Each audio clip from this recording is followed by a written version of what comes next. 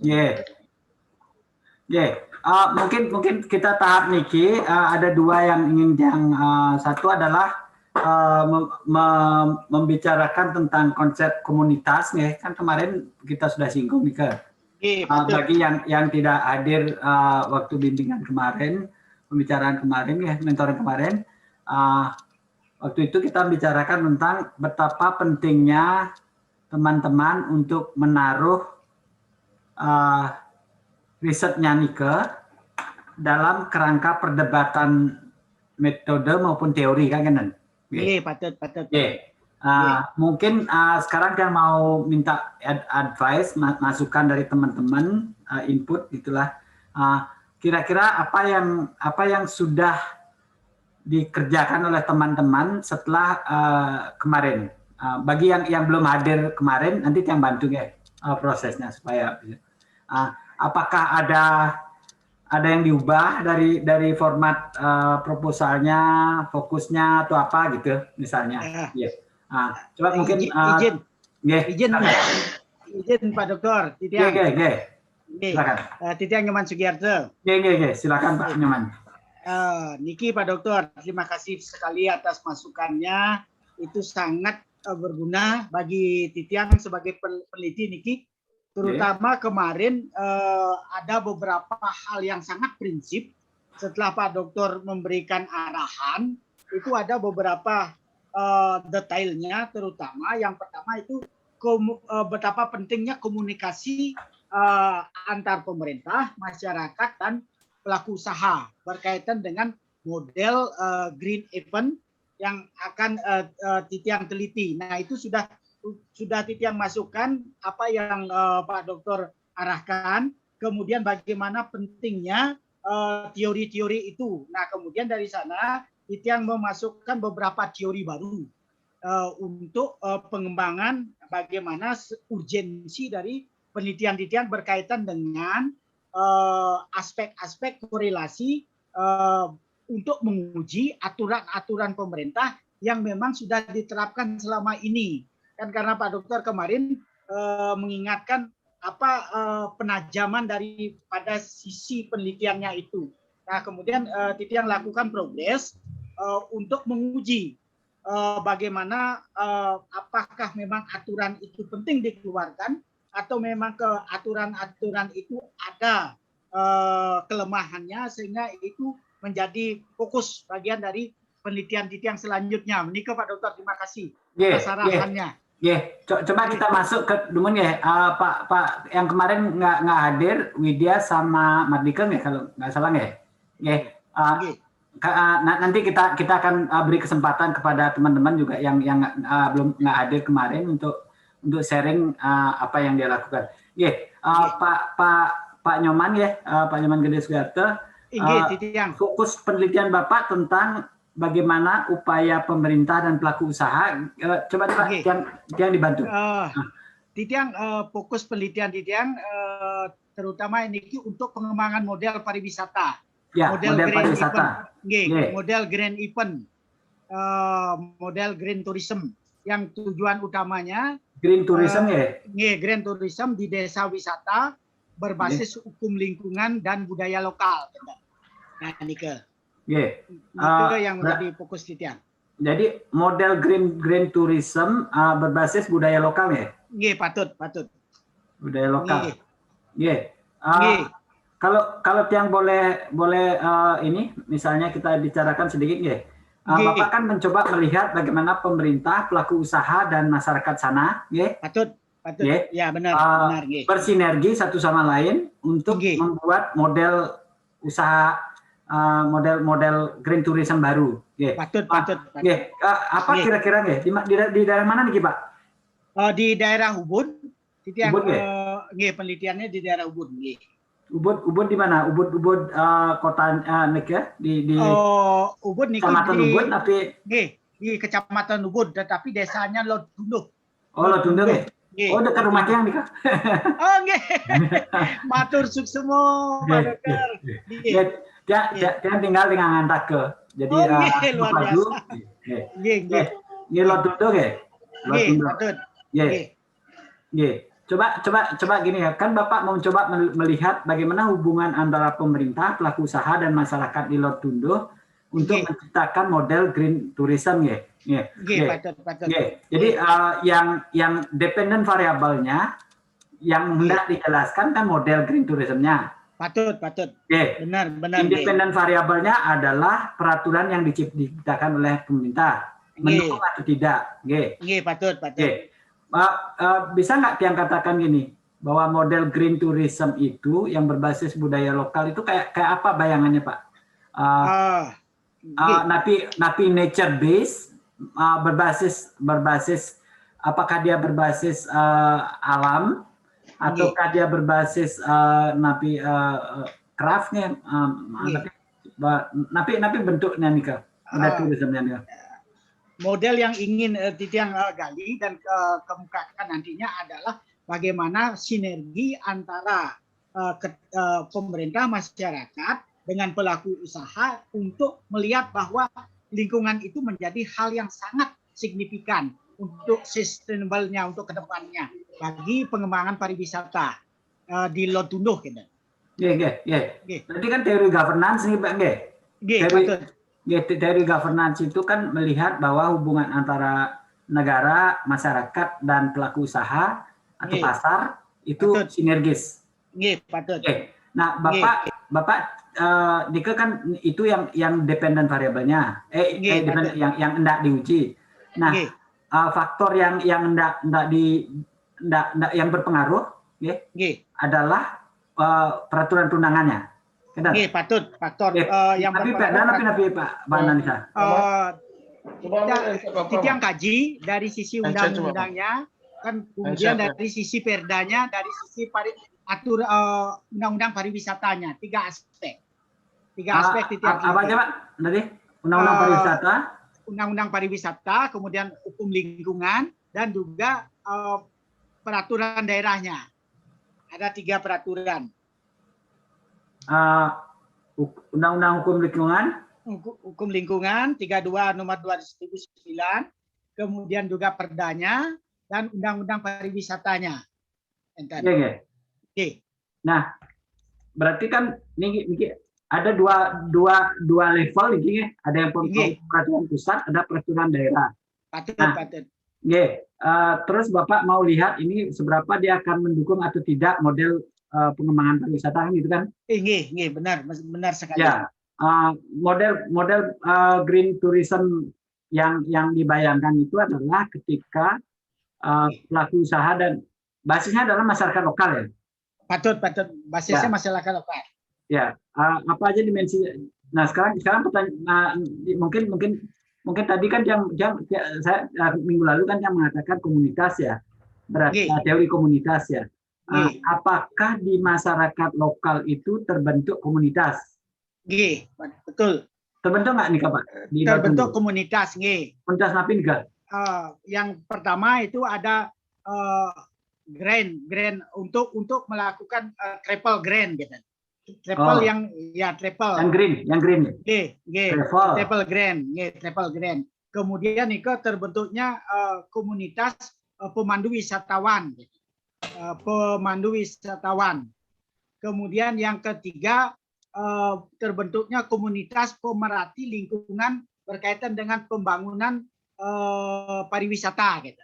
Ada 3 komunitas yang lihat. Jadi mungkin saran dia adalah gini Pak, fokus kepada bahwa model green tourism itu ya, model tourism ini adalah model yang memberdayakan komunitas, memberdayakan komunitas. Yang memberdayakan komunitas supaya sensitif terhadap hal yang bersifat lingkungan ya. Terus kemudian Bapak uji dari bagaimana undang-undang ini. Niki Pak biasanya kalau menguji peraturan mana yang paling signifikan kan Bapak tanyakan ke masyarakat. Patut. Apakah undang-undang pariwisata, apakah undang-undang hukum lingkungan, apakah undang-undang perda yang paling penting? Ya. Perda tentang apa? Pariwisata pariwisata. Ya. Nah sekarang kalau masyarakat mengatakan yang penting itu pariwisata atau lingkungan itu nanti penjelasnya apa Pak kira-kira? Nggih. Kalau Titiang ada dua, setelah menghimpun pendapat dari masyarakat dan sekaligus para pramu wisata yang terkait dalam tergabung dengan travel, kemudian komunitas dari pramu wisata sendiri, nah dan komunitas lingkungan, boleh ada pariwisata dan boleh maju pariwisata itu asal budaya-budaya dan lingkungan tetap terjaga dan terpelihara. Nah, ini yang intinya muncul di sana. Dan mereka mendapatkan value, mendapatkan nilai juga di sana. Kita nilai komunikasinya yang didapat. Apakah gini Bang ya? Biasanya kan untuk menerjemahkan undang-undang ini, kan memang peraturan ini, ada peraturan, 3 peraturan mengatur tentang pariwisata. Yang green ya, satu yang pariwisata dan yang lingkungan. Satu undang-undang, satu perda, dan satu undang-undang lingkungan. Undang-undang lingkungan. Ini yang mengatur tentang turisme dan lingkungan. Ya. Terus Bapak mau lihat mana apa efeknya? Bisa nggak Bapak cari? Kalau biasanya ya Bapak Ibu teman-teman sekalian, gini. Kalau Anda mencoba menganalisa apa efek daripada struktur institusi termasuk peraturan perundangan terhadap implementasi ataupun realitas seperti model green economy apa segala macam. Kenapa model itu dipilih? Kenapa itu terbentuk? Biasanya jembatan antara peraturan niki dengan model itu dipilih kan wenten proses niki tengah-tengahnya. Ya, patut. Atau wenten ada komunitas ini ya, ada 3 bentuk ya. Satu, siapa yang bawa pengetahuan tentang pariwisata, siapa yang bawa pengetahuan tentang lingkungan, siapa yang bawa perda pariwisata. Apakah pemerintah, apakah pelaku usaha, apakah masyarakat lokal yang tahu kan? Itu dicari kan? Pemerintah masyarakat lokal. Pengetahuan. Terus kedua, pengetahuan. Siapa yang menjadi penghubung nih antara peraturan dengan model ini? Ada peraturan, peraturan, ada model. Kan peraturan itu bisa jalan kalau ada yang mengawal kan? Ya, patut. Siapa yang mengawal itu Pak? Kepala desa kah? Kepala dusun kah? Niki, apa komunitas tadi yang 3 tadi apa? Dicari ya. Terus yang ketiga adalah apakah ada proses perubahan nih dalam pemahaman setelah dia mencoba membuat pengetahuan dan komunitas tadi. Apakah ada proses perubahan? Misalnya gini, Bapak coba cek di Lotundo sebelum COVID. Ini saat ini napi ke depan apa sudah? Sebagian kan sampun dilakukan niki penelitian awal. Nah, kemudian nanti ke depannya seperti apa? Nah, niki justru yang ingin mohon pencerahannya gitu. Ya, kalau menurut yang gini Pak biasanya kalau mau meneliti mengevaluasi efek dari sebuah kebijakan undang-undang atau apapun terhadap satu model pembangunan atau apa gitu ya. Yang sering dilupakan orang adalah jembatan ini, Pak. Misalnya menerjemahkan undang-undang pariwisata, undang-undang lingkungan menjadi pemahaman lokal itu apa? Siapa? Apa bentuknya gitu ya? Nika. Cari Nika. Kedua, kelompok mana itu yang bawa? Apakah pengusaha yang bawa? Apakah pemerintah masyarakat sana yang bawa atau apakah itu yang membawa LSM atau apa gitu ya? Nah, terus coba diteliti juga apa konsekuensinya terhadap tadi jembatan yang ini antara pengetahuan antara undang-undang dengan realitas gitu. Nah, jembatannya ini kan api. Ya. Karena kalau mengatakan bahwa undang-undang berpengaruh terhadap model kan tidak tergambarkan ke siapa pelakunya, apa yang terjadi secara dinamika. Padahal itu yang Bapak mau uraikan kan? Betul. Nah, teori itu biasanya kalau dia tidak mengkerangkai cara berpikir, dia menjembatani logika gitu. Inggih. Logika hukum ya, dengan pelaksanaan sehari-hari.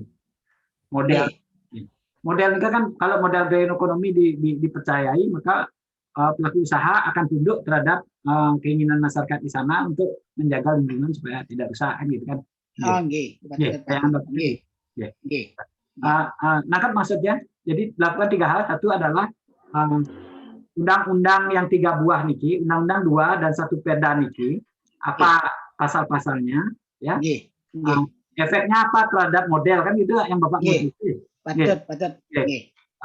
Kan tidak cukup hanya nanyakan undang-undang ini apa efeknya terhadap model ini, dia nggak akan ngerti itu masyarakat kalau ditanya. Nah, undang-undang ini berimplikasi apa terhadap usaha, apa efeknya terhadap model gitu nanti.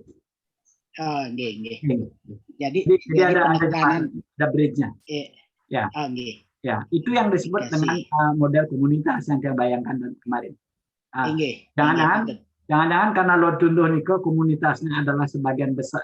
Jadi gini, Lotundoh Nike kan tidak seperti Ubud. Kalau Ubud Nike kan komunitasnya kosmopolitan, ini wonten puri, wonten pemilik hotel, wonten masyarakat terdidik banyak sana.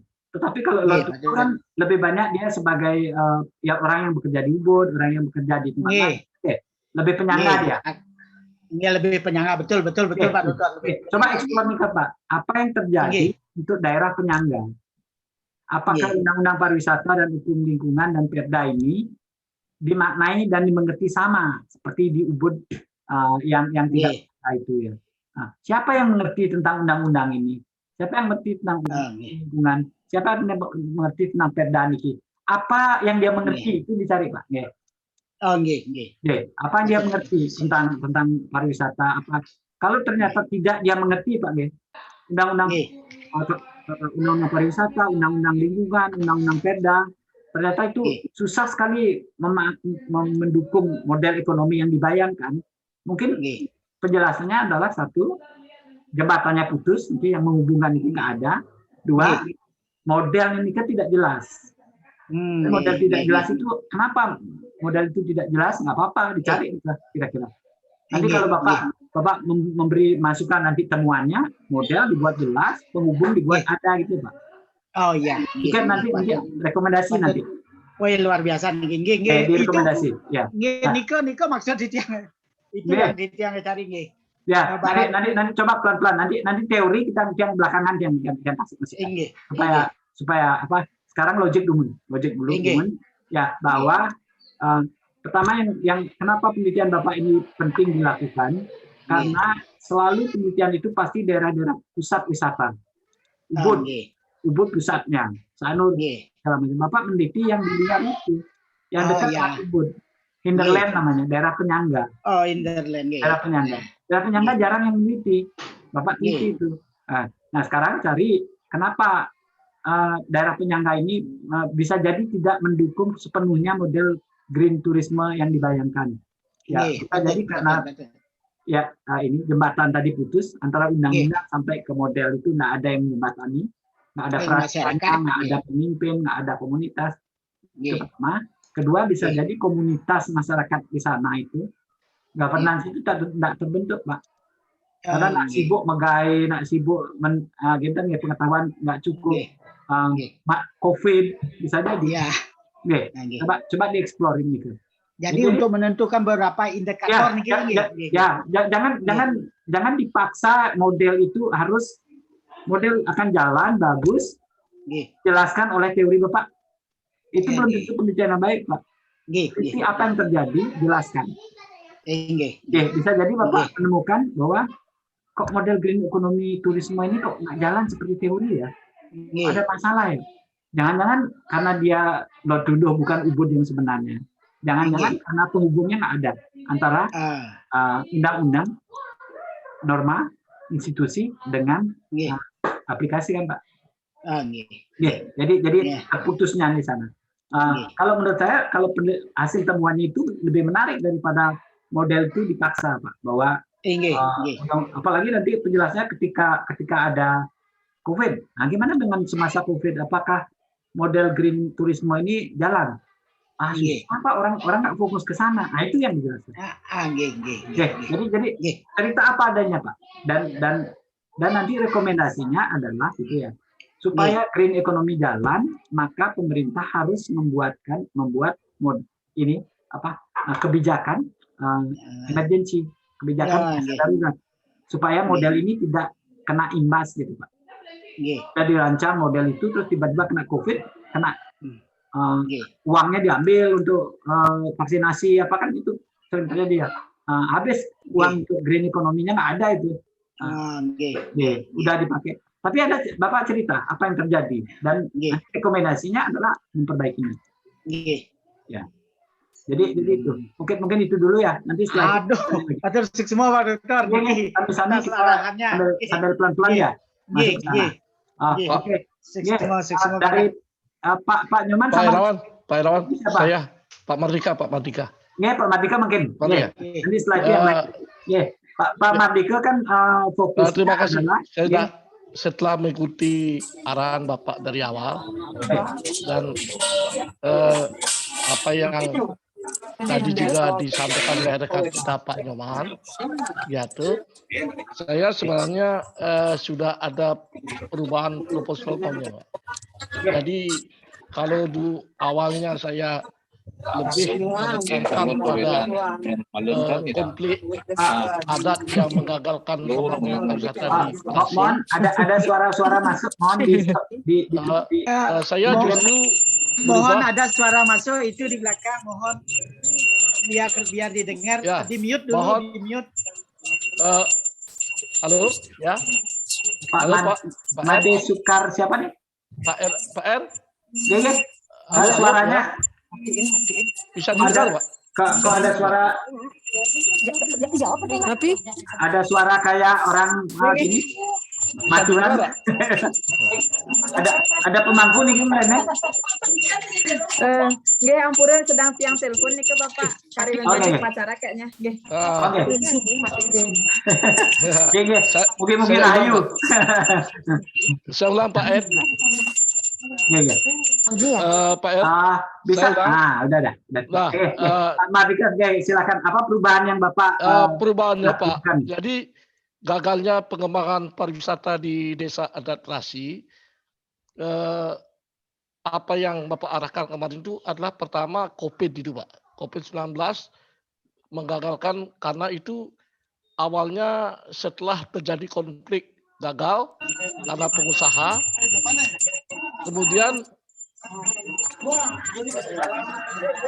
Kemudian lagi ada COVID. Jadi dua hal ini yang menggagalkan pembangunan pariwisata di Terasi, Pak. Coba kembali lagi ke Pak Nyoman Mardika kan mengatakan bagaimana komunitas di Prasi itu kok tidak terbentuk, ya. Karena ada kelompok-kelompok yang berkonflik karena ada kapitalisme masuk, ada proyek masuk, ada proyek masuk, terus kemudian masyarakat yang harusnya kompak menjadi komunitas pecah. Terus Bapak masih fokus di sana, tapi Bapak melanjutkan apa yang terjadi ketika ada emergency, gitu ya? Di sana kan ada dua model pengembangan, Pak. Setelah awalnya yang membawa itu pengembangan itu adalah pengusaha, dan pengusaha melalui klien adat, tapi gagal karena terjadi konflik. Nah, kemudian yang kedua, yang mengembangkan masyarakat, Pak. Masyarakat sekarang. Masyarakat berupaya setelah terjadi konflik, setelah rekonsiliasi, mereka berusaha membuka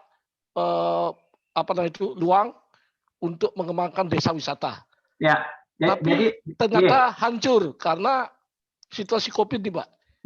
Jadi situasi COVID ini sangat berat buat masyarakat di sana, sehingga mereka itu sekarang kalau COVID itu kan seperti yang Bapak bilang dan juga kita lihat sendiri, itu sama sekali tidak ada turis yang masuk ke sana, Pak. Padahal kan keinginan mereka itu kan ada turis yang masuk ke sana melalui yang namanya Virgin Beach. Jadi tetap Virgin Beat itu adalah menjadi salah satu tema sentralnya dia untuk tertarik pengembangan pariwisata di Kerasi itu, Pak.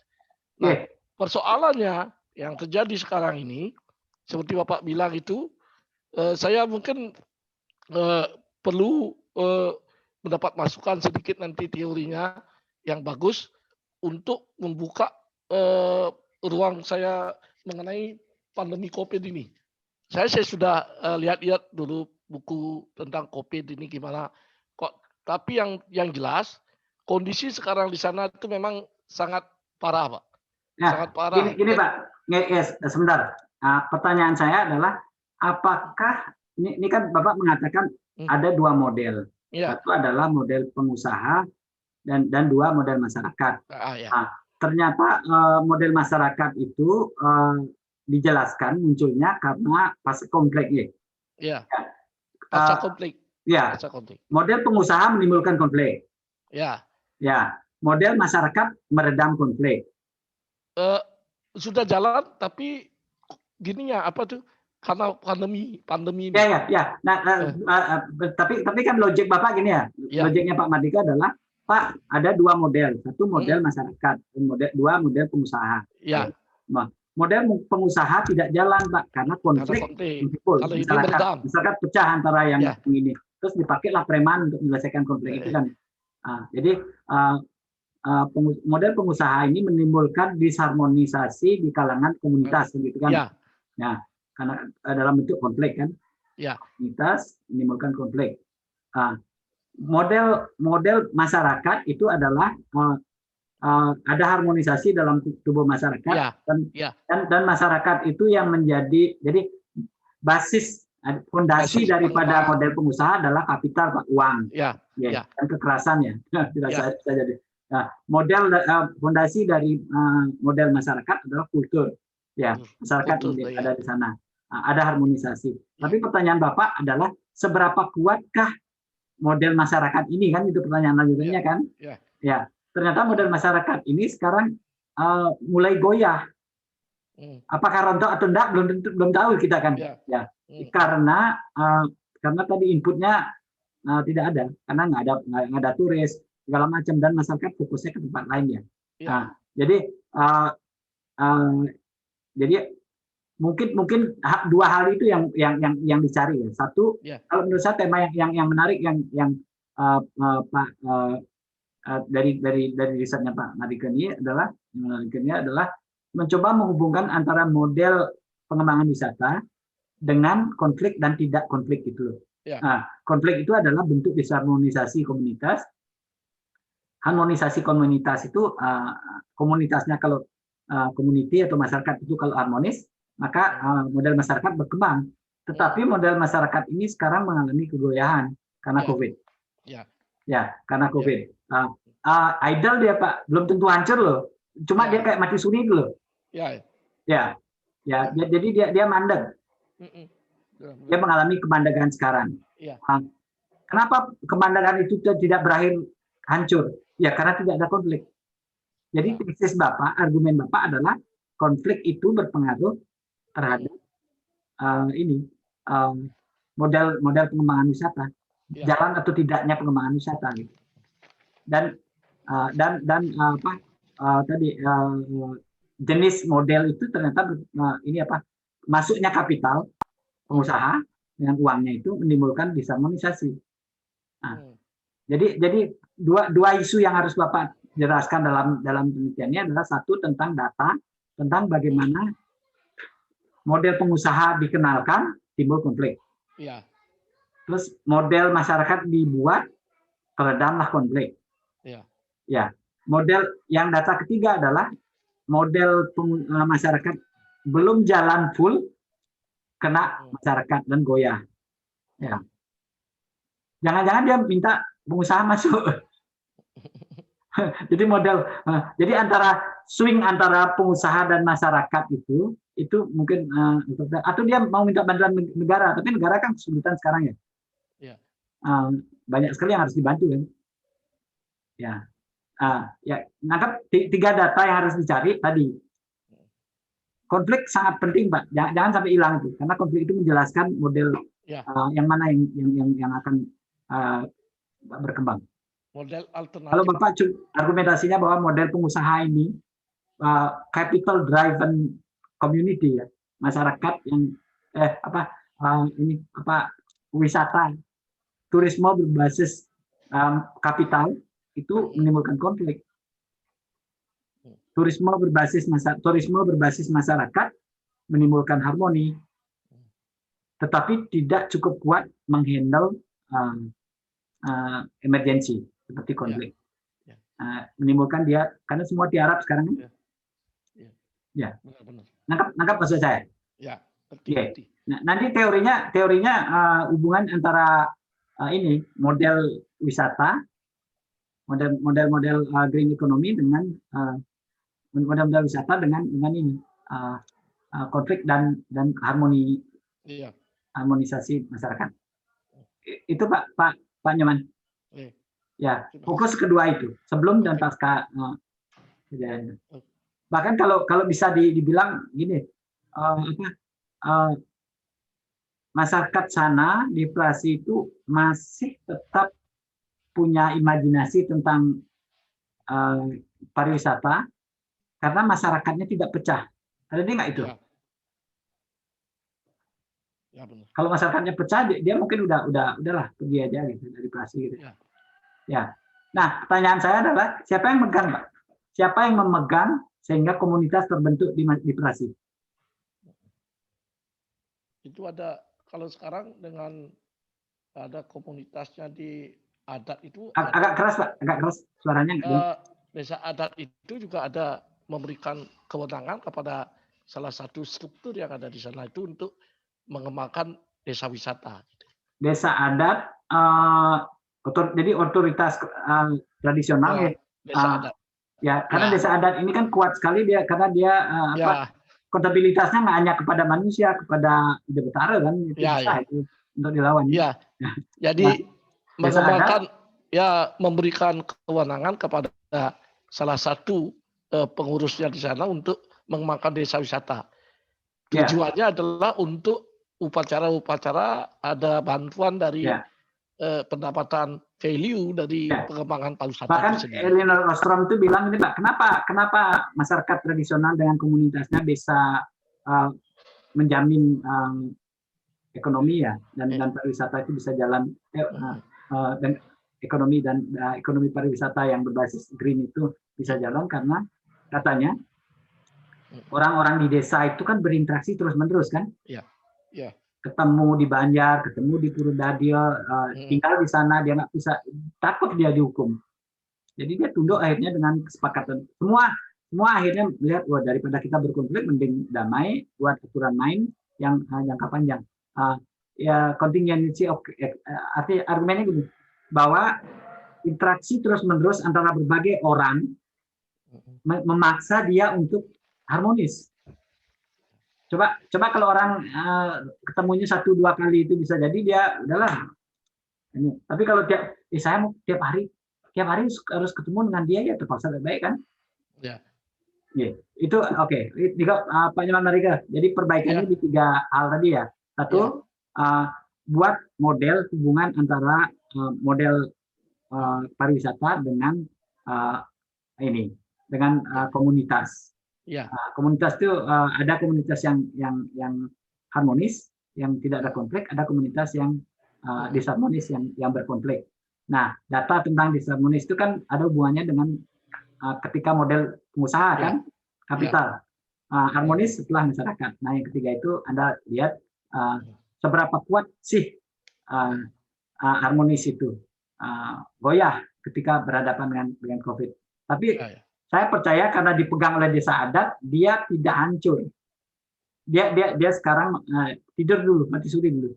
Karena nggak ada uang, nggak ada apa segala macam. Tapi nggak hancur dia, karena yang pegang itu.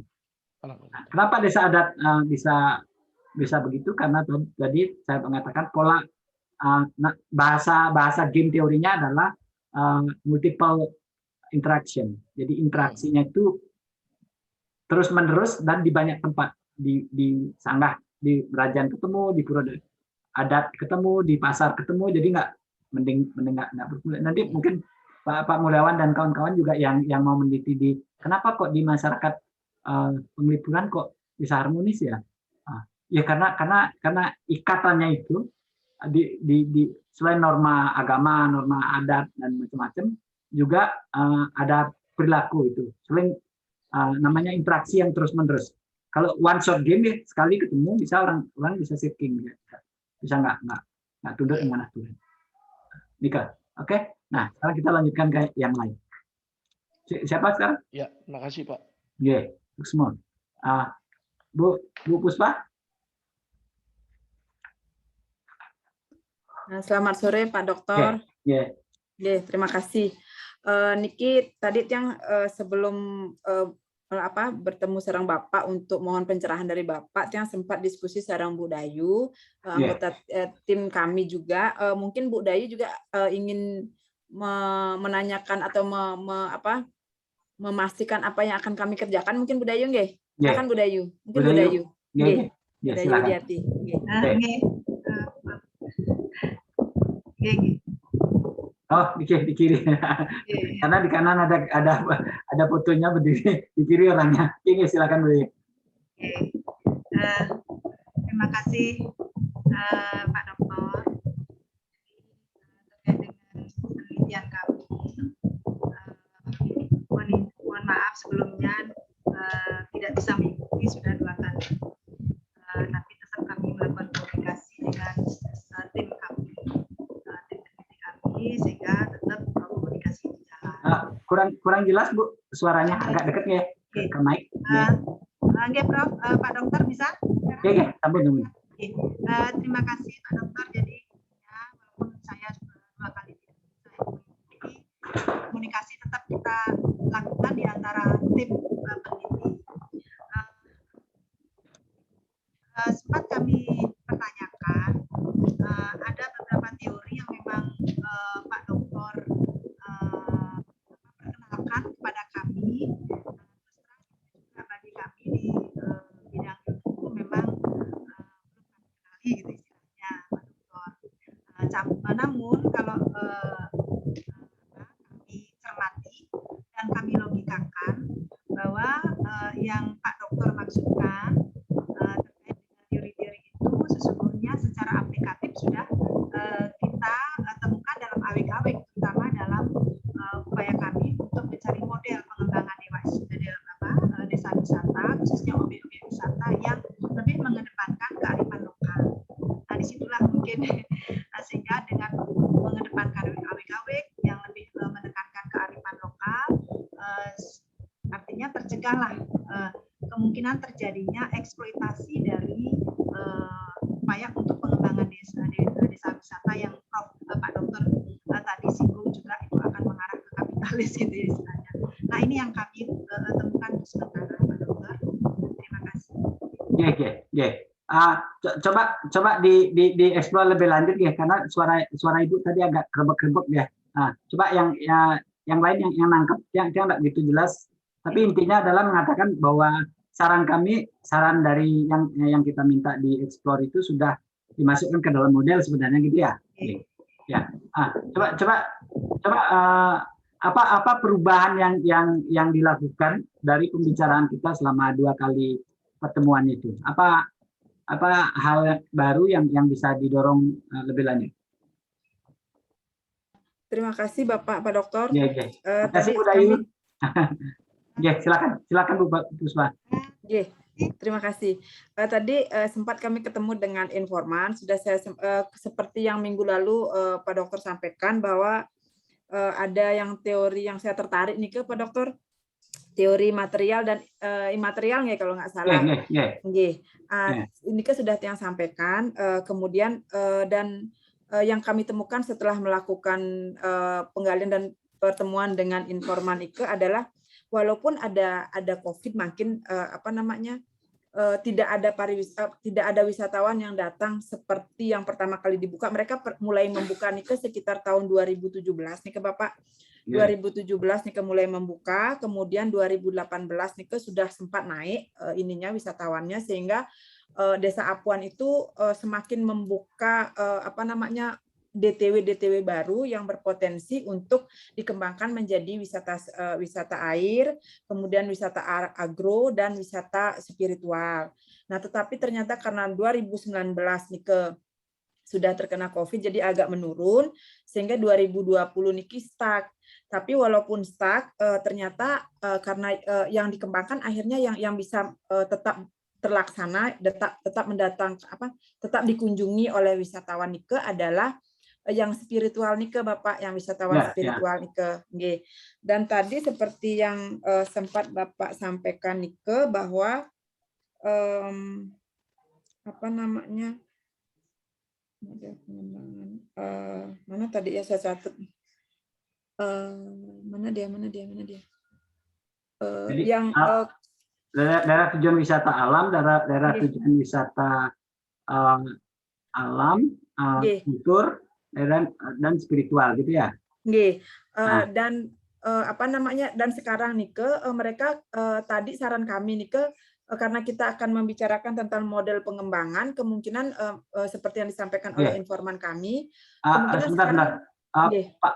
Pak Mulyawan mau pamit dulu karena ngucing ya Pak Mulyawan.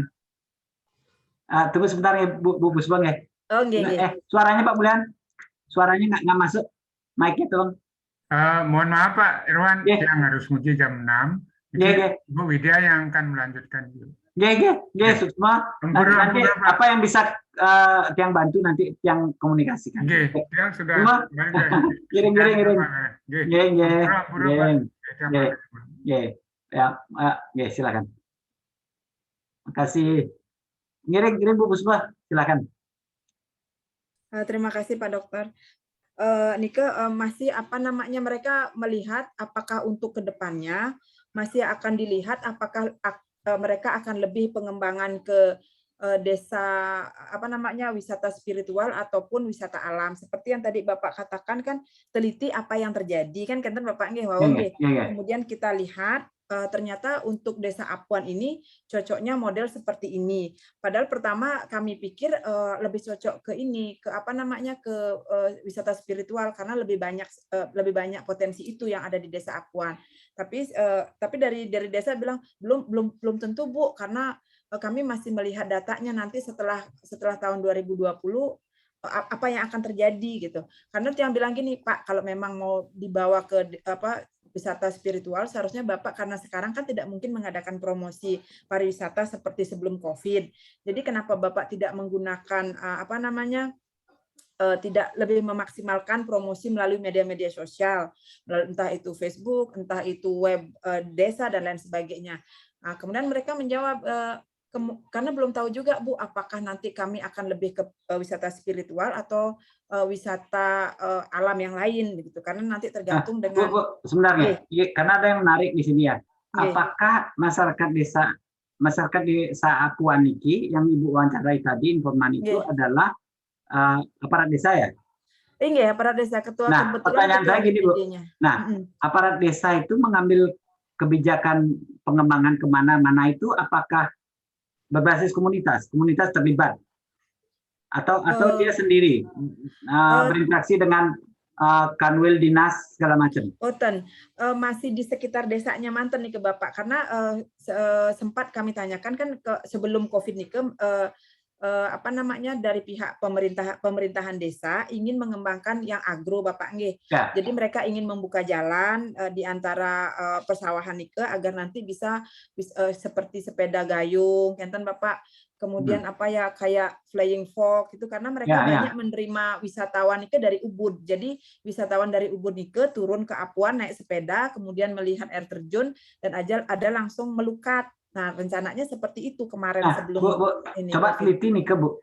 Kan pertanyaan kita adalah gini ya Bu. Ada 3 potensi yang sangat penting di Apuan yang bisa dikembangkan. Kenapa dipilih spiritual, tidak yang kultural, tidak yang alam misalnya. Misalnya kalau yang alam itu maksudnya gini, alam yang di manufacture ya, dibuatlah seperti goa apa segala macam, tapi alam yang real. Alam yang asli kan asli, jadi antara buatan kultural kultural yang asli, tidak yang dikemas dengan wisata. Spiritual juga ya seperti itu ya. Pertanyaan kita kan sekarang pertanyaan yang ini, siapa yang membuat pilihan itu gitu.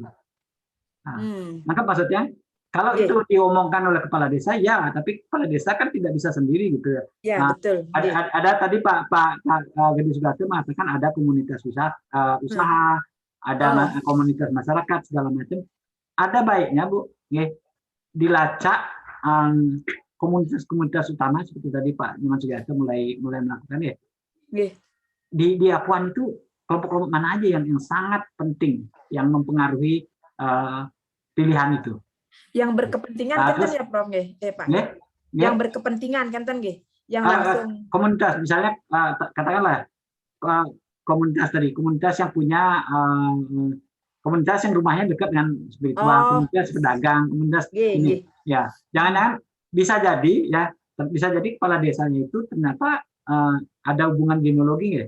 Mungkin satu klan dengan kelompok yang menginginkan spiritual yang mengarah ke klan dia gitulah. Ada pertimbangan komunitas. Kedua, pengetahuan ya. Itu mengarah ke spiritual, dibutuhkan orang naik sepeda, setelah itu melukat segala macam. Itu siapa yang mikir di balik itu? Apakah ada ide resi di sana? Apakah ada keseraman? Apakah apa gitu ya? Apakah ada ada grill dengan network visionya segala macam, itu ada nggak itu?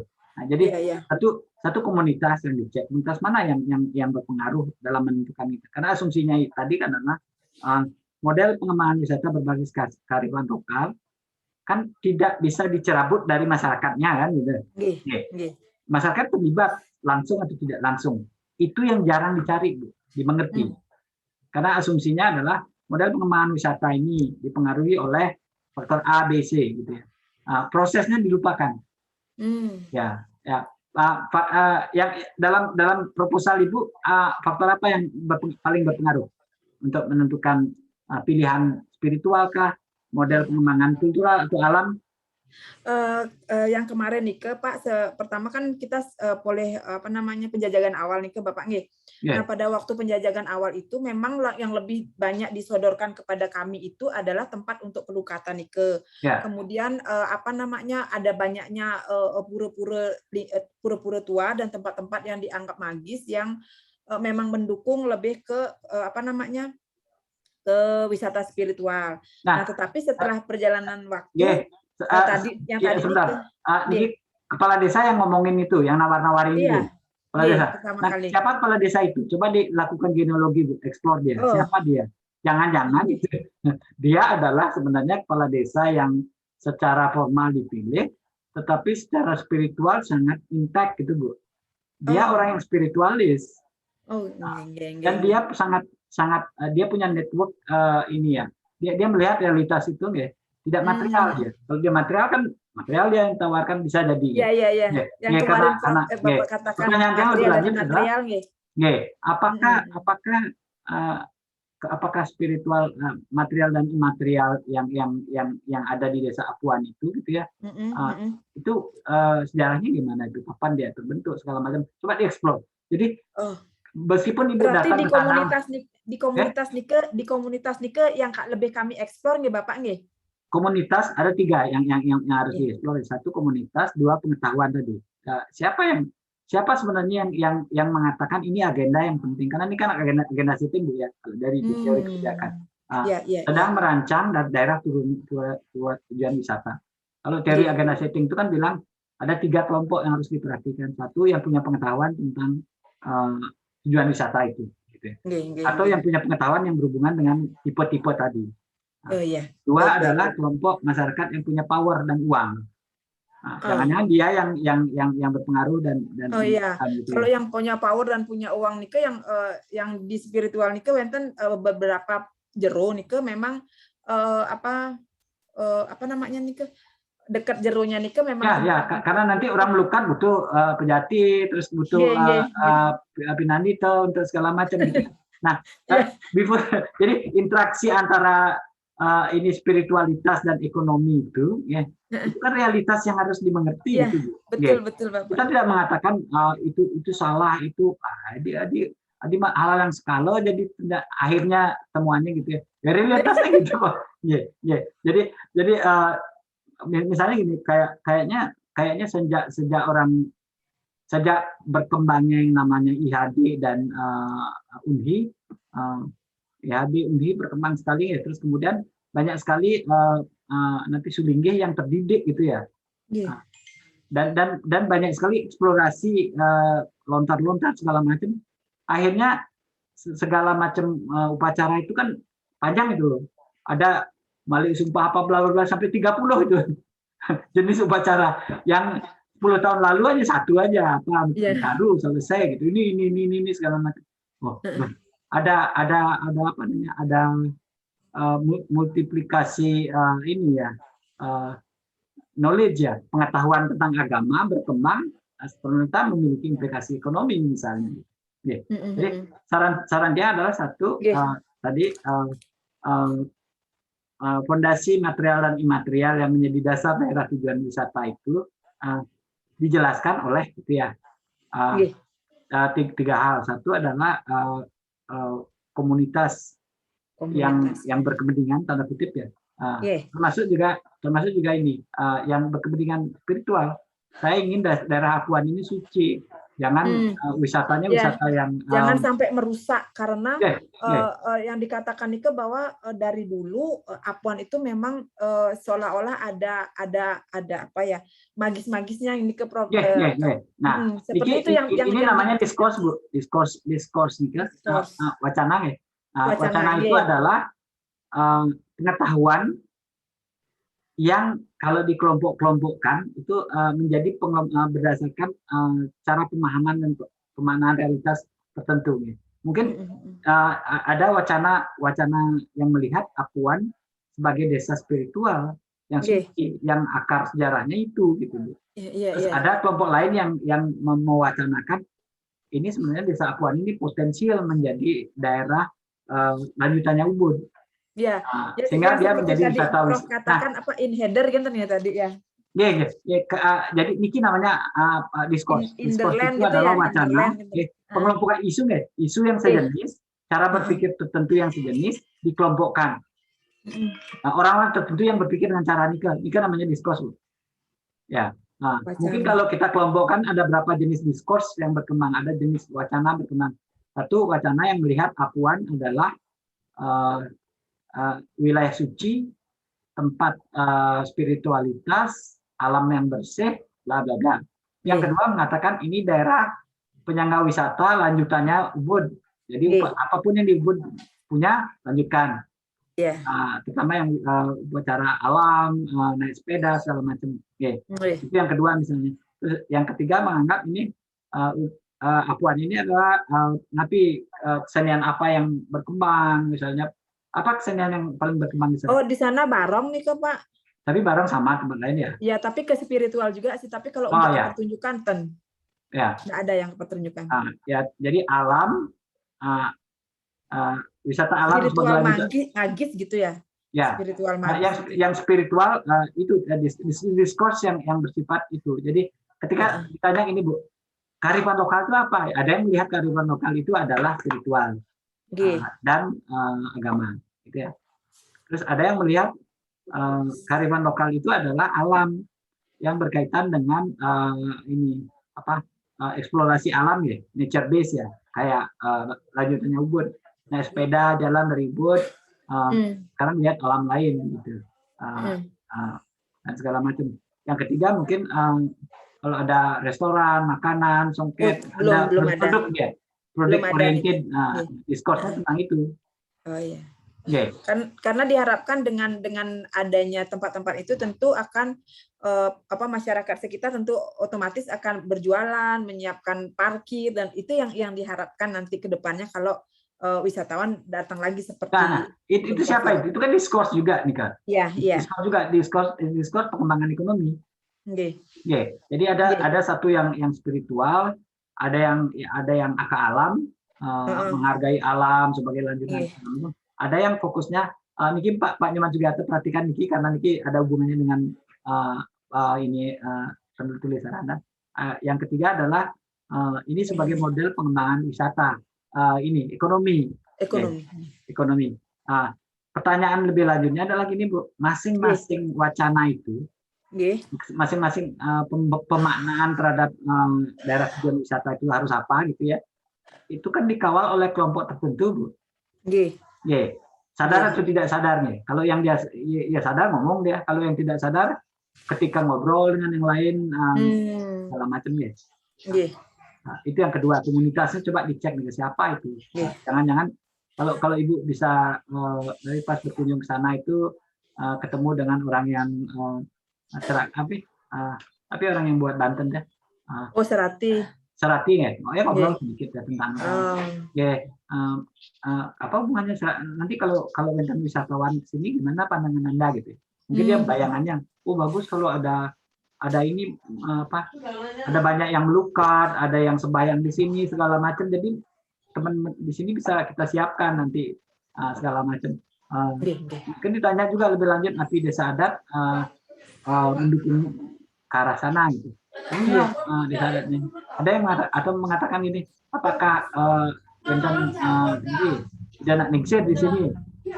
Anda itu siapa? Oh ya, kami belajar ke sana, kami segala macam. Sisianya mana gitu? Jangan-jangan sisianya Ide Pranda itu adalah wilayah di mana ini Papuan itu ada berapa ini di sana?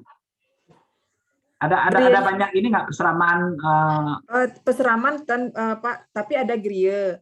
Kemudian yang paling banyak Nike adalah Nike pun tempat untuk melukat yang memang yang satu Nike ada pasar yang jualan Banten banyak. Ada nggak pasar yang jualan nggak terlalu banyak. Nike satu aja yang di griya Nike. Tapi yang banyak Nike yang banyak itu ada tempat-tempat yang unik kan Pak. Ada yang tempat pelukatan yang diapit seme gitu. Jadi ada yang mungkin tidak ada di desa lain. Jadi itu yang lebih lebih dipasarkan seperti ini yang kami tangkap tim tangkap pada waktu coba cek juga pasarnya Bu berkunjung ke pasarnya lihat apa yang dijual gitu. Ya jangan-jangan setelah nanti diskurs tentang pengembangan desa wisata ini yang dijual itu pun berubah gitu Bu. Tadinya saya menjual tentang botol aqua segala macam, sekarang bergeser ke jati segala macam. Ada banyak tempat kayak gitu Bu. Karena kadang-kadang dia kan banyak ada gini warga pergi melukat kemana gitu. Kok ada pasar sekarang gitu. Nangkep banget. Apa namanya? Buka parkir di lapang di Natahne ini kan untuk mendukung kalau umpamanya ada yang datang bisa parkir di sini. Dari sekarang udah mulai dibuka. Jadi nanti kalau udah tahun depan sudah oke, bumdanya sudah ada, bubdanya sehingga potensi ini nanti akan dikelola oleh desa adat seperti itu tadi saya terima. Jadi desa adat, nah itu yang sangat menarik sebenarnya penelitian tentang desa adat sebagai fondasi ekonomi ya. Nah, itu belum ada yang melakukan dengan baik gitu ya. Kalau itu bisa dilakukan, jadi institusi desa adat itu sekarang kalau menurut saya banyak sekali masuk ke wilayah ekonomi. Nah, di masa COVID terutama itu yang pernah saya ceritakan di pertemuan ini bahwa satu jam rapat di Banjar nih ke 45 menit itu bicara tentang ini waktu pertemuan kemarin itu siapa yang udah bayar ini pinjaman dari Bumda apa segala macam terus gara-gara kepala ini kok ngomongin soal kultur agama terus segala macam dikit tapi ekonomi sangat masuk. Kapan itu desa adat kayak gini? Apakah desa adat di sini aja kayak gitu? Rupanya banyak tempat. Sepertinya semua hampir sama. Makanya tadi saya sempat nanya sama Pak itunya, apa nanti bedanya BUMDes sama BUBDA kalau sama-sama menjadi seperti simpan pinjam. Terus kenapa ada BUBDA kalau udah ada BUMDes kalau seperti itu? Terus dia bilang coba dicek nih Kak. Jangan-jangan konseptualisasi kita tentang daerah tujuan wisata itu dipengaruhi oleh masuknya institusi desa sebagai bagian lanjutan ekonomi negara. Dugaan saya. Jadi ketika namanya LMD, BUMDes, itu kan uang masuk. Iya. alat untuk menyalurkan uang kan jadinya. Dia diajarkan masyarakat itu untuk berinteraksi berbasis uang dan segala macam. Jadi suka duka itu sekarang bergeser ke wilayah welfare, kesejahteraan, ngurusi kesejahteraan warga sebenarnya. Selanjutnya, termasuk simpan pinjam dan segala macam. Itu implikasinya ada ke daerah tujuan wisata. Jadi, kapan itu berkembang? Siapa yang membawa ide itu? Juga ditanya, apakah sejak BUMDes itu ada obrolan di Banjar itu pasti ada hubungannya dengan uang ya gitu. Ketika ngomong daerah tujuan wisata pasti ada pertimbangan nanti ini akan mendatangkan pekerjaan pada masyarakat. Minjam modal, kenten nih Pak. Makanya di Apuan Niki saya sampai gini. Padahal daerahnya kan tidak terlalu besar dan juga masyarakatnya juga hanya petani dan jarang ada sih kalau dulu sebelum COVID ini kan memang banyak yang sebagai pekerja di kapal pesiar. Ada koperasinya, ada LPD-nya, ada BUMDes-nya dan semua itu ada simpan pinjam. Sekarang akan dibentuk BUMDA. Terus ini sebenarnya BUMDA ini apa enggak hanya terus di mana selain masalah ekonomi keuangan apalagi padahal itu kan dimaksudkan untuk mendukung tetap menjaga agar budaya nih ajar kan kalau menurut saya desa adatnya. Satu hal yang menurut saya sangat penting untuk dipahami sekarang yang belum kita banyak mengerti ya adalah tadi saya tunjukkan kepada teman-teman WARC ya, ada saya sekitar 11 buku yang saya tunjukkan itu karya-karya klasik ya, report segala macam.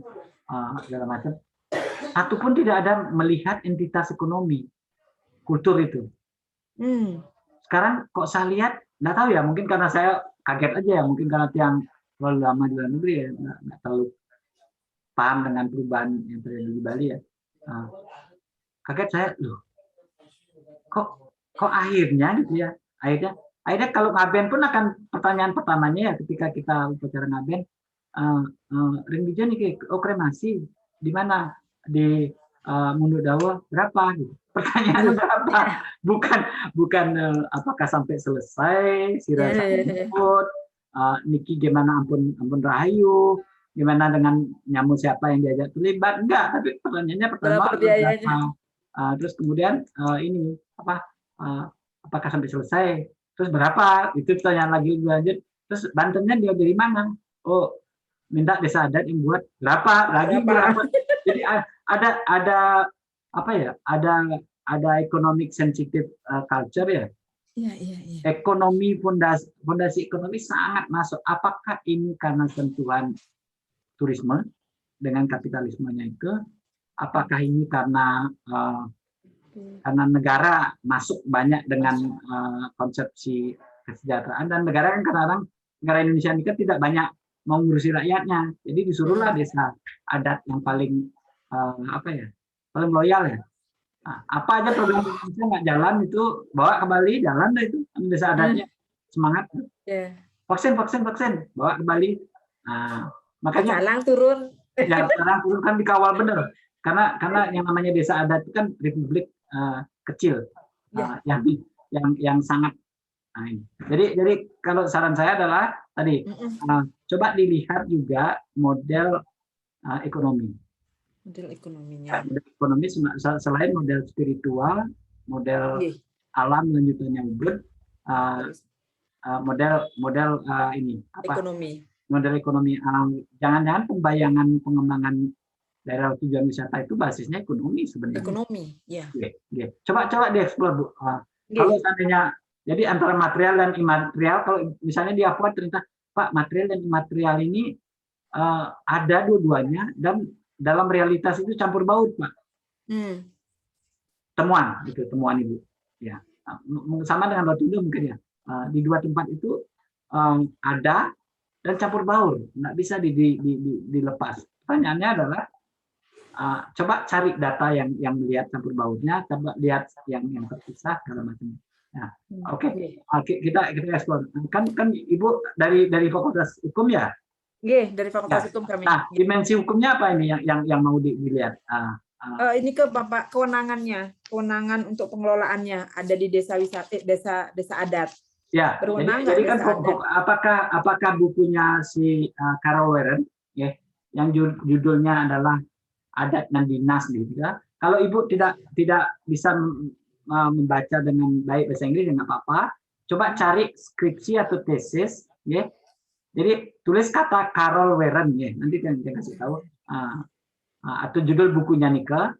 Coba dicari di Wikipedia-nya, bacaan ke isinya. Karena Carol Warren itu cerita tentang itu. Ya, desa adat ternyata kewenangannya adalah campuran dari adat dan dinas. Iya. Dari bawah dan dari atas gitu. Dari atas berwujud dia dinas, dari bawah dia berwujud adat. Adat itu adalah basisnya norma kearifan agama dan kultur. Yang dari atas itu ini legalitas formal. Iya, nanti entah itu perdanya, entah itu perdesnya, kan jantan Bapak nggih. Dan yang namanya desa adat Apuan itu bawa dua-duanya, campur dia. Negara kadang-kadang berani masuk, kadang-kadang tidak. Kalau urusan uang dan harus bertanggung jawab, nggak berani dia masuk. Jadi dia lebih baik kasih suruh ngurusi sendiri. Jadi Carol Warren itu ya ada 2 bukunya nih. Kalau mau saya bisa kasih, kalau bukunya Anda tapi kalau bahasa Inggris saya nggak bisa. Kalau tidak bisa bahasa Inggris, coba cari di website ya Bu ya.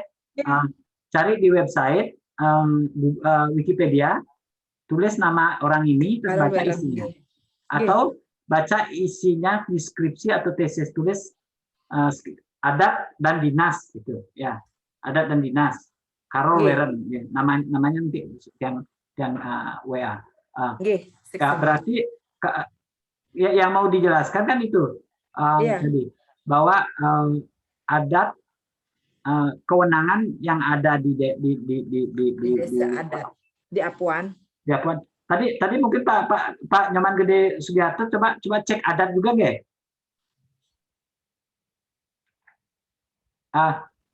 Nanti ya karena suaranya gitu. Izin Pak Dokter. Di sana ada kombinasi karena di sana kan membangun nilai kearifan lokal juga yang ingin dipush. Jadi berarti kan Undang-Undang Pariwisata, Undang-Undang Lingkungan dan Perda berserta adat kagitan. Perda desa adat saya pakai. Dia menggali nilai-nilai kearifan lokal yang tumbuh berkembang di adat sebagai culture. Karena adat itu dia punya interpretasi sendiri terhadap kewenangan kagitan. Patut. Ya, jadi bertemunya dua ini. Seberapa undang-undang itu, pasal-pasal itu bisa diterima. Nah, sekarang ketemu Pak. Tadi kan dia bilang, siapa yang menerjemahkan ini untuk di masyarakat itu adalah masyarakat, para pemimpin di desa itu yang menggunakan adat dan aturan negara kan gitu. Patut. Jadi adat dan dinas itu bertemu Bu, di Apuan. Nah, apa wujud itu? Itu coba dilihat ya. Otoritas yang mana yang kan pertanyaannya sekarang adalah lebih lanjutnya adalah gini Bu. Apakah tujuan daerah wisata itu otoritas adat? Apakah dia otoritas dinas? Atau dia campuran? Campuran. Nah, yang menentukan adat dan dinas itu siapa? Apakah hanya pemimpin formal? Ataukah tadi yang bilang komunitas? Ataukah pengetahuan dia tentang adat dan dinas? Ya, jangan pengetahuannya memang mengatakan adat ini. Karena kita sebagai contoh ya, di desa dekat Pantai Jasi itu ada masyarakat pas ngaben itu, kan saya melihat tuh daerah apa ya? Dekat pantai tempat barat di Pantai Jasi apa itu namanya desa itu. Itu ternyata waktu ngaben kemarin itu ada saudara kami berasal dari sana yang melakukan itu adalah dadia Bu. Bukan banjar adat atau banjar dinas, enggak, dadianya. Oh, dadianya lebih kecil cukupnya kan jadinya nggih. Jadi klan. Keluarga besar yang melakukan itu. Saya tanya kok. Jadi ternyata pemaknaan adat itu bisa berarti teritorial, semua orang yang ada di sana, bisa berarti ini clan base. Kalau misalnya tanya di Tenganan itu kan kombinasi itu ya, karena dia Bali Arjo itu kan mazhabnya mazhab Tantrayana ya, satu kelompok dia. Dan sejarahnya dia memang gini beda. Nggak tahu saya apakah desa adat Tenganan itu hanya wilayah itu ataukah meluas gitu kan. Jadi yang diteliti tentang Apuan itu maupun coba dicek nih ke basis otoritas itu apa? Apakah adat? Apakah dinas? Atau campuran? Pertanyaan kedua adalah setelah basis adalah apa yang menentukan basis yang mana yang dipakai? Apa jelasan tadi? Komunitas, pengetahuan, atau bahkan kombinasi atau infrastruktur gini atau faktor ekonomi ya. Ternyata tadi pengusaha yang punya uang segala macam dia yang ngasih inspirasi ya.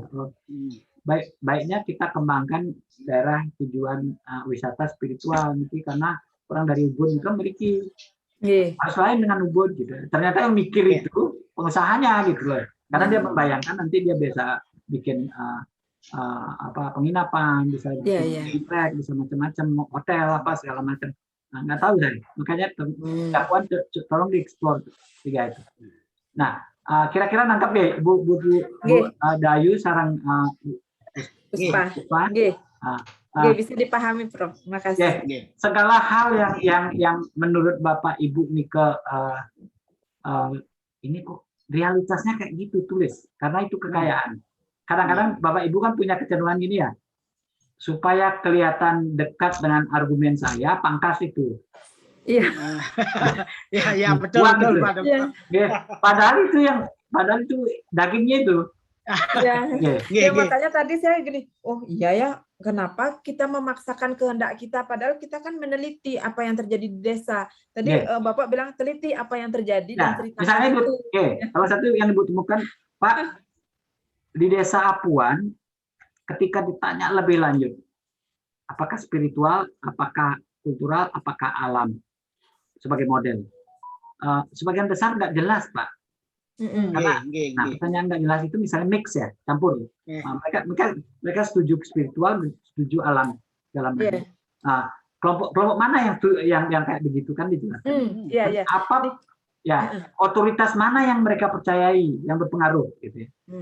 Ya ternyata misalnya otoritas dinas ya yang mereka percayai berarti klien dinasnya masyarakat desa, dinas pariwisata segala macam jaringan formal itu yang mereka percayai ya. Terus kalau ditanya siapa nggak bisa itu yang dinas-dinas itu begitu sampai di Apuan diterjemahkan lagi versi Simonya sini. Simo sini. Siapa yang menentukan Simo adat? Kian adat. Idanak Ningsir. Kelompok-kelompok masyarakat Riki yang tahu tentang sejarah desa segala macam. Itu yang menentukan. Berarti kan otoritas tradisional yang menentukan. Terus bisa jadi Anda mengatakan Pak di Apuan itu yang tradisional itu banyak berinteraksi dengan yang non tradisional Pak. Nggak sepenuhnya bisa dibuat steril mereka.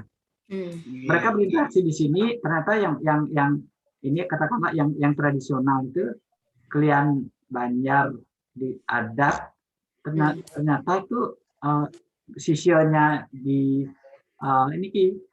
sisionya apa namanya Grioniki gitu ya, berarti kan tradisional.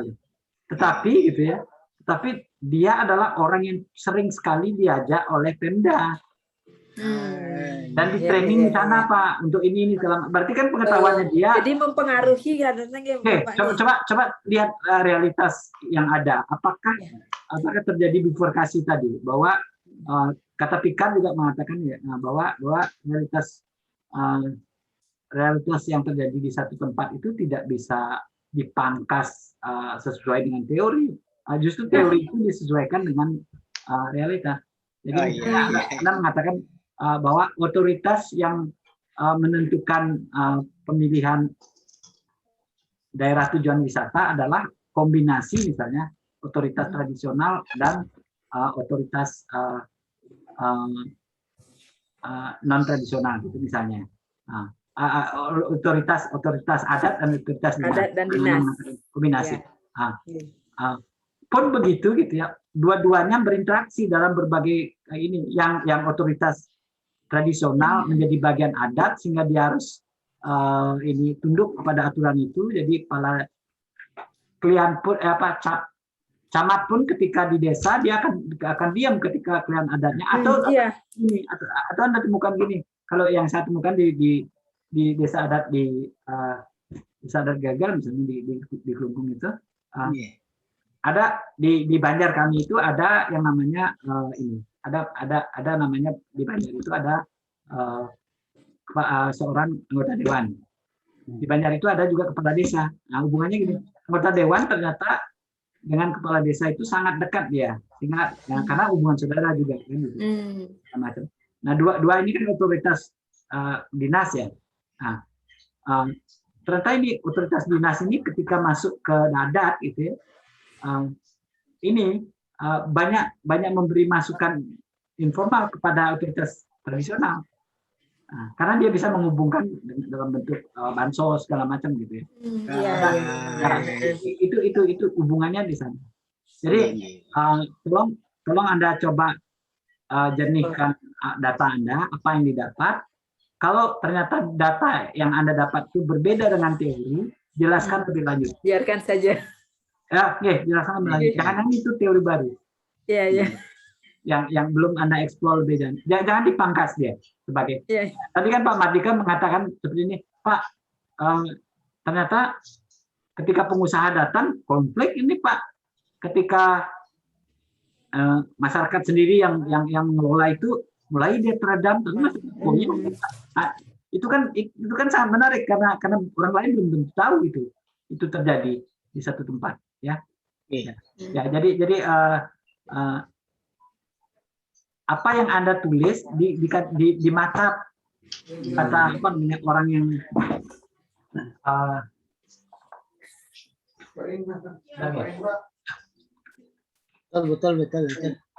betul Bu Puspa, betul. Ya, tadi saya ngotor sama Bu Dayu, ini nggak sesuai. Biar mau kayak pikiran kami peneliti, tapi tadi Bapak bilang, oh jangan, oh iya bener juga kita meneliti desa kok kita yang ngotot. Jadi sorry terputus tadi. Halo. Gimana tadi terputus? Sampun masuk. Ya. Ternyata untuk parsimoninya supaya argumen Anda kelihatan lancar dan rapi itu Anda menghancurkan temuan Anda. Ya, jadi temuannya itu ditulis dengan rapi, apapun itu. Coba teori dipakai mendekati, nanti teori itu dikasih kondisi. Ya, misalnya Anda mengatakan norma legal formal dan informal masuk ke desa adat secara bersamaan dan berinteraksi dalam realitas Apuan. Sehingga dinas formal dan informal dua-duanya gitu ya berpengaruh terhadap pilihan daerah tujuan wisata. Terjemahan dari norma adat dan dinas itu intervening variabelnya gitu. Variabel yang menghubungkan antara norma adat dan norma dinas ini dihubungkan oleh tadi yang saya bilang kepada Pak Dede Sugiarto tadi ada komunitas, ada pengetahuan, ada power ekonomi segala macam itu yang membantu memilihkan norma mana yang dipakai. Pak itu jadinya yang mempengaruhi sinergi dari yang informal maupun formal kan gitu jadinya. Dia tidak mempengaruhi, dia yang menjembatani. Menjembatani. Kayak gini ya. Jadi misalnya buku Niki adalah model pengembangan wisata. Buku Niki adalah norma adat ya, segala macam ya. Tadinya kan dilihatnya hubungan ini langsung. Ternyata tidak. misalnya, bahwa begitu norma ini mau masuk, ternyata dia masuknya ke dalam realitas Desa Apuan. Di Desa Apuan itu ada kan tidak kosong itu, Bu. Iya, betul, betul. Di Desa Apuan itu ada kelompok-kelompok masyarakat yang akan menerjemahkan ini. Oh, ini nggak benar ini. Kita dipaksa-paksa sama Pemda ini untuk menggunakan. Betul. Ada yang memang berpendapat seperti itu. Seperti yang kemarin nih kan maunya agrowisata nih ke Bapak. Dan mereka maunya membuat jalan tani nih ke. Tapi yang dibilang komunitas yang sudah tua-tua itu tidak mau membebaskan lahannya untuk membuat itu karena khawatir nanti akan letah sawahnya. Nah itu kan mau pengaruhi ini jadinya. Itu makanya tadi yang saya katakan Pak Nyoman dari Pak Nyoman Mardika maupun Pak Nyoman Sugiyarto. Jadi ketika yang namanya aturan masuk ke desa itu kan tidak kosong. Desa itu ada manusia yang berkelompok, ada permainan politik yang digerakkan oleh masyarakat tertentu. Ada sejarah di desa itu, sejarah segala macam. Makanya tadi Pak Mardika misalnya mengatakan, Pak, ketika kapital masuk dan ketika pilihan daerah jenis model pengembangan daerah wisata itu masuk, kok ada konflik muncul? Karena dia masuk ke masyarakat desa itu yang tadinya sudah berkonflik, Pak ya. Sudah berkonflik, datang uang ya konflik. Tapi ketika uang dicabut, masyarakat suruh mikir sendiri, mulai mikir ini jangka panjang ini. Kalau saya berdekat terus, nggak akan mulai gitu kan. Jadi masyarakat desa itu tidak entitas kosong. Dia di dalamnya ada pengelompokan, ada komunitas, ada pengetahuan, ada sejarah, bahkan ada namanya sumber daya ekonomi dan segala macam yang ikut bermain ya. Katakanlah. Kalau saya di desa adat itu saya punya bisnis songket misalnya, keluarga saya jualan songket segala macam, mungkin saya akan bilang model pengembangan wisata berbasis produk lokal gitu. Bahasa saya produk lokal, tapi maksud saya adalah beli songket saya ya. Tolong bawa wisatawan supaya saya bisa buat songket lebih jauh gitu ya. Bila perlu buat museum songket di sini. Gitu. Ya. Oh iya. Sama seperti ini Bapak Ibu sekalian, ketika yang namanya pusat pengembangan kebudayaan Bali masuk ke Klungkung, ya kan akan dibuat itu di Sungai Tukadunda itu kan, selatannya itu ada pusat pengembangan kebudayaan. Ya. Begitu dia masuk ke sana kan, yang namanya 5 desa adat, Bumpai, Gel-Gel segala macam udah mulai berinteraksi nih. Gimana reaksi? Kalau hotel yang masuk dia bisa minta berapa jatah pegawai, ya, berapa sumbangannya bansosnya kepada kita macam-macam ya. Tapi kalau pusat kebudayaan Bali, apa sumbangannya? Bukan sumbangannya? Apa yang akan dia terlibat dalam untuk apa? Jadi tampaknya nanti yang namanya pusat kebudayaan Bali itu dibangun bukan di tempat yang kosong, itu ada adat di mana-mana, ada permainan politik, ada konflik gitu ya.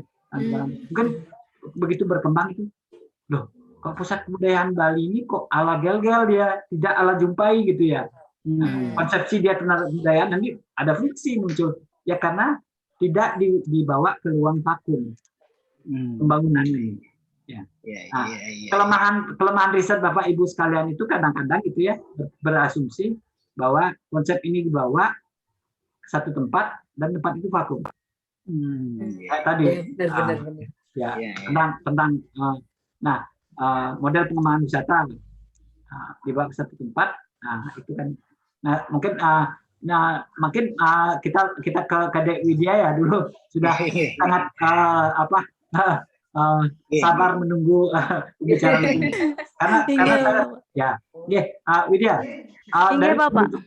dari pembicaraan tadi ya, jadi kan kenapa proses mentoring ini kolektif? Karena saya membayangkan semua orang punya problema yang sama ketika menulis ya.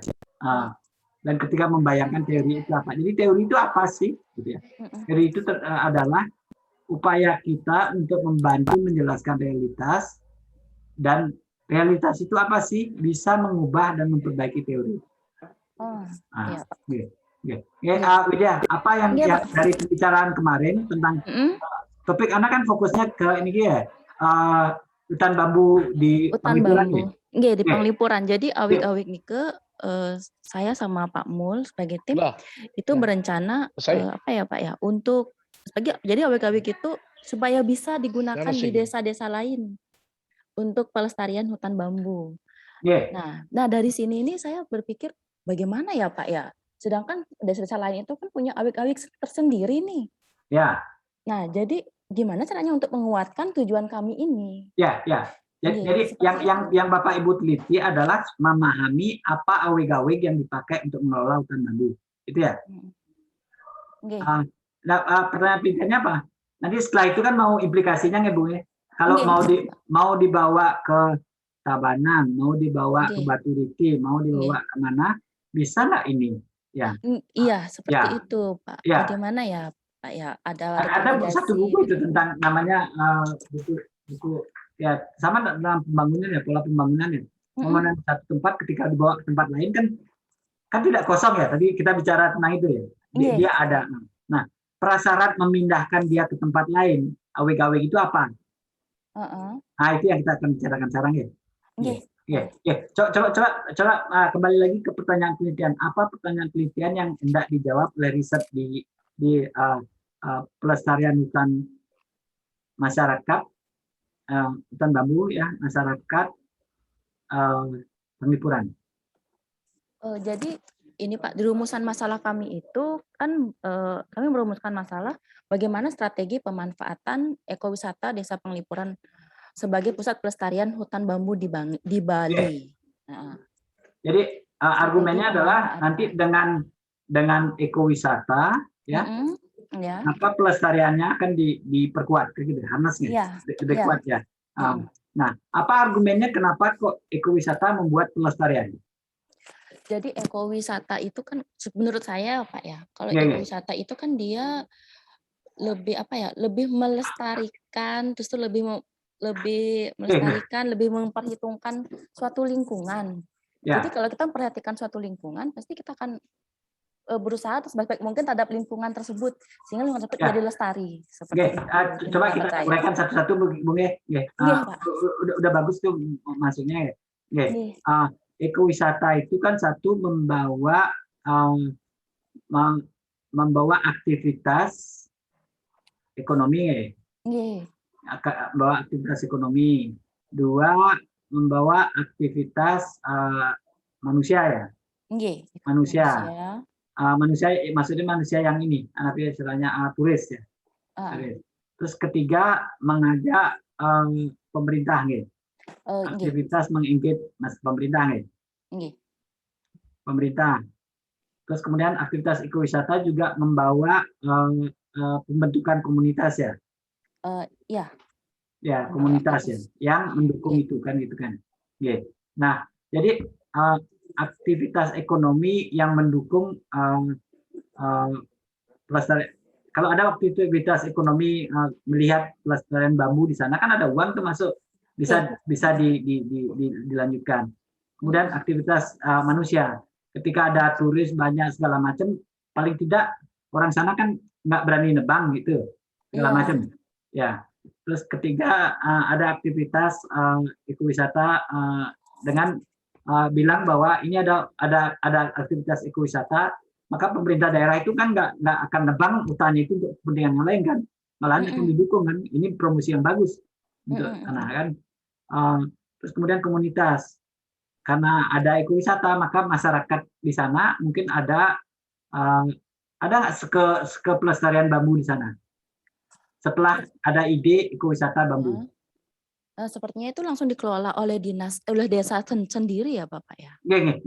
Artinya gini, di dalam Banjar maupun desa adat itu ada nggak komunitas baru, entah itu komunitas yang mendukung ini, misalnya Jadi Anda uraikan dulu ekowisata apa efeknya terhadap logiknya terhadap pelestarian bambu, ya? Iya. Bambu. Jadi ekonominya, manusianya, segala macam ini. Nah, jembatan yang dari sini ternyata ekonomi, ada uang masuk, ada manusia masuk, ada aktivitas masuk, kan harus dikelola nih kan? Dibuatlah awe-gawe, ya kan? Dibuatlah aturan, ya, awe-gawe. Jadi awe-gawe gitulah yang menjembatani antara ekowisata dengan pelestarian, gitu.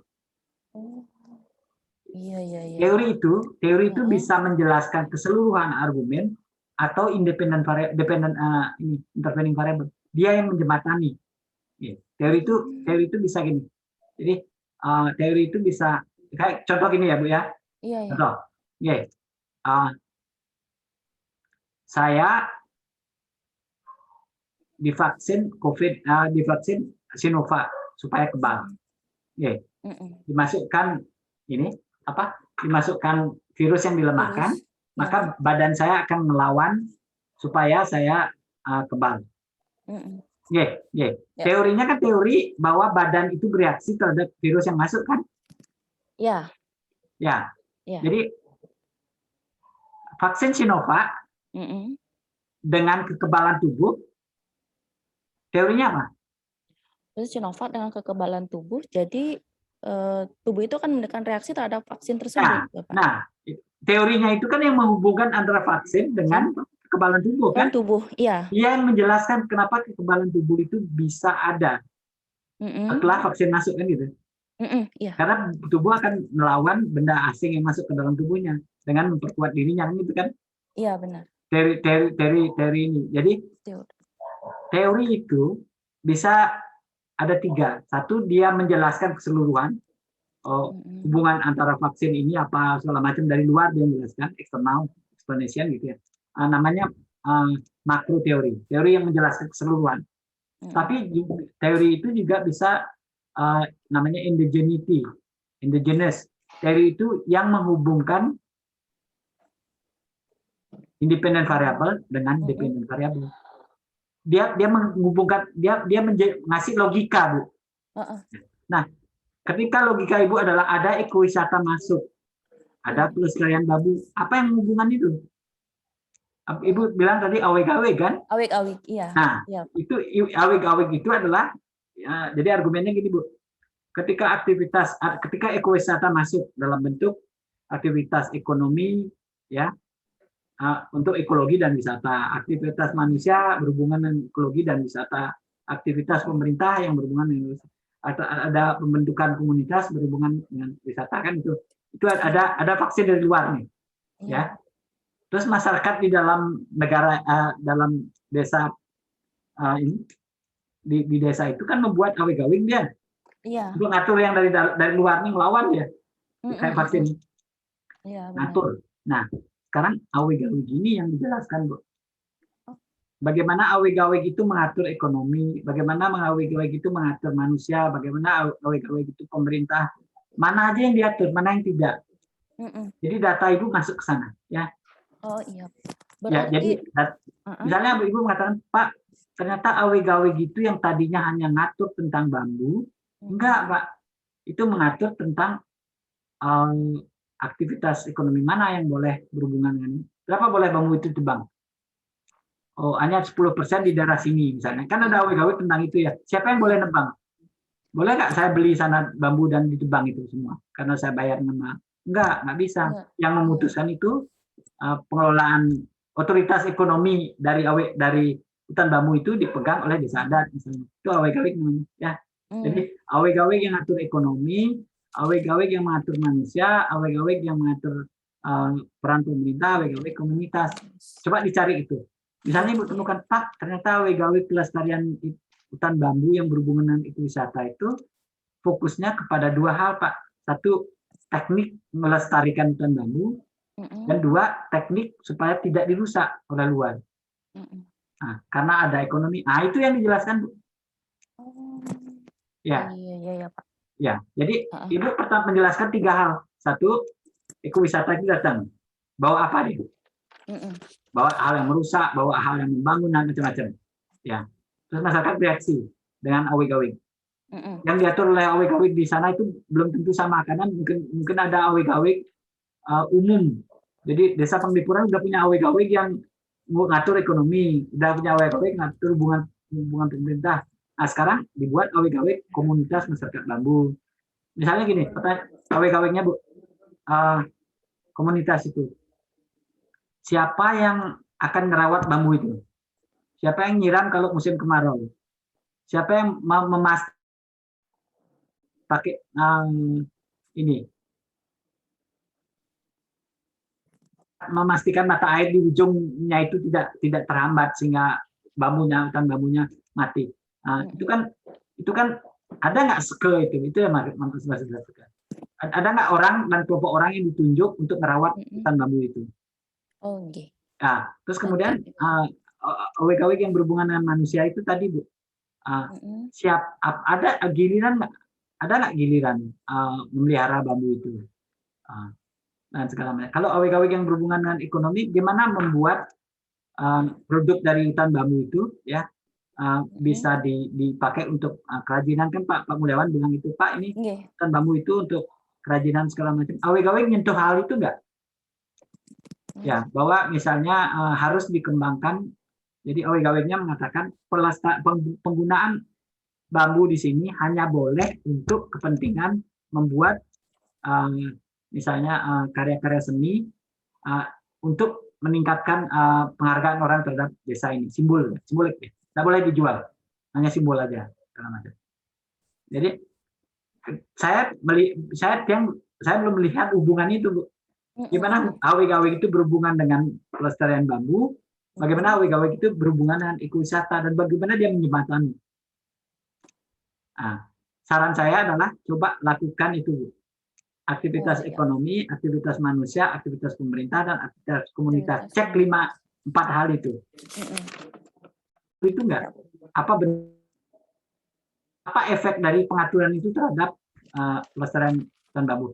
Misalnya Ibu temukan gini ya, Pak, ternyata awik-awik yang ada itu fokusnya ke 3 hal, Pak. Satu, dia ngatur manusia untuk menjaga hutan itu, kebersihan apa segala macam. 2, dia mengatur komunitas yang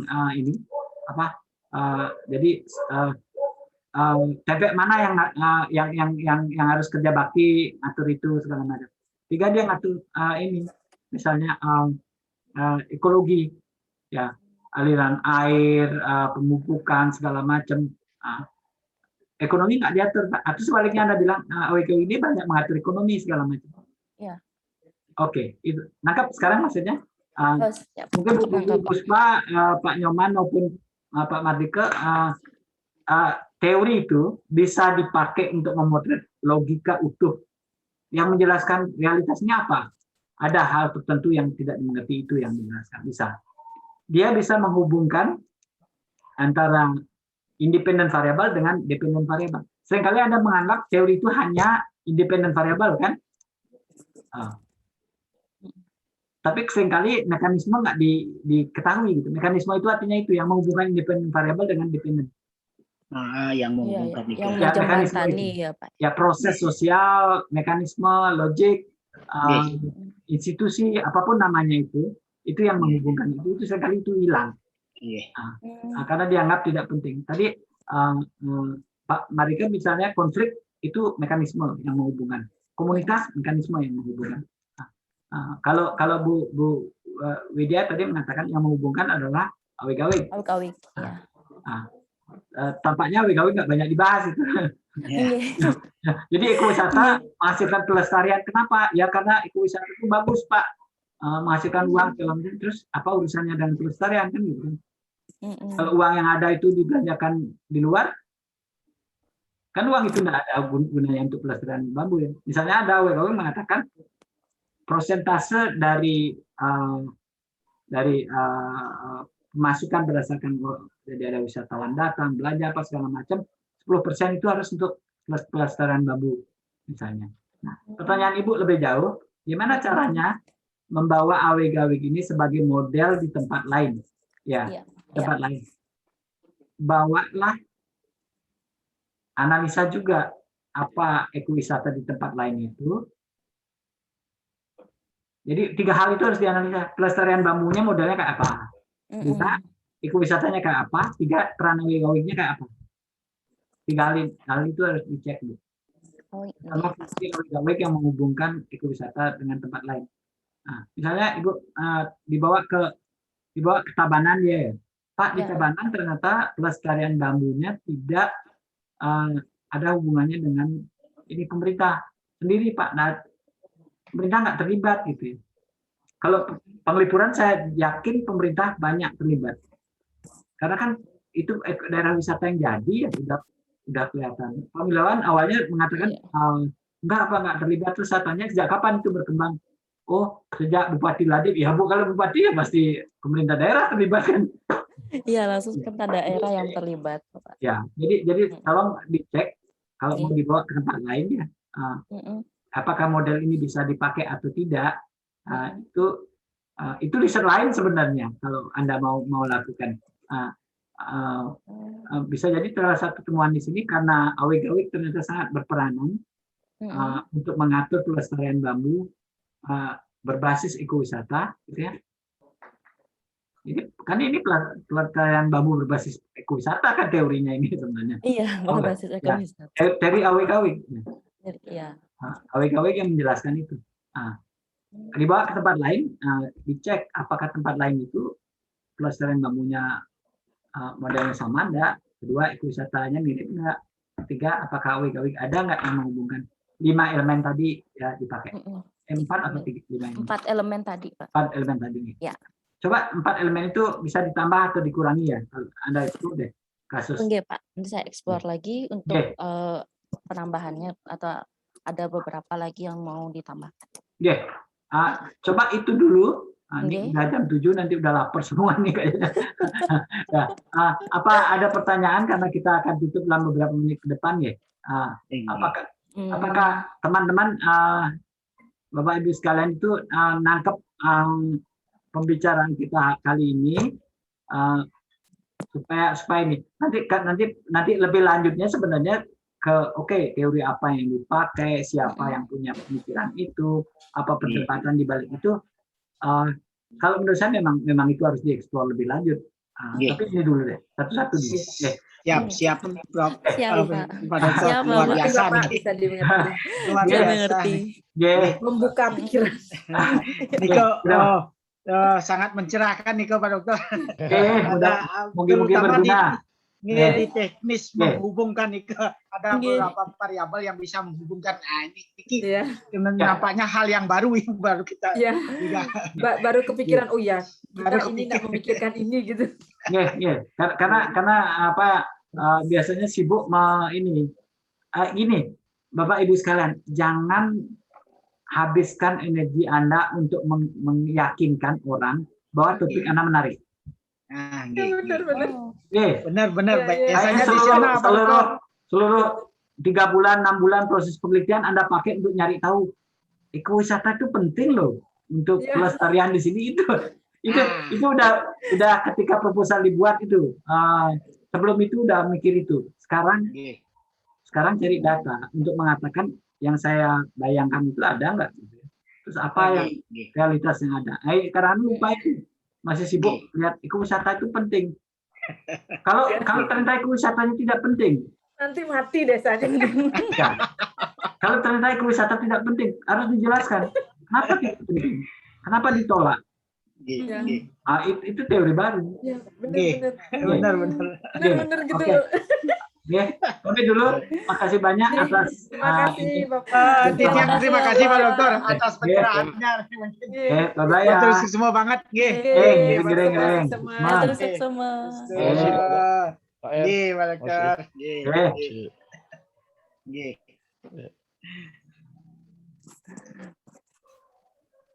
Izin live teman-teman, besok kita izin live ya Bapak Ibu. Terima kasih. Izin live.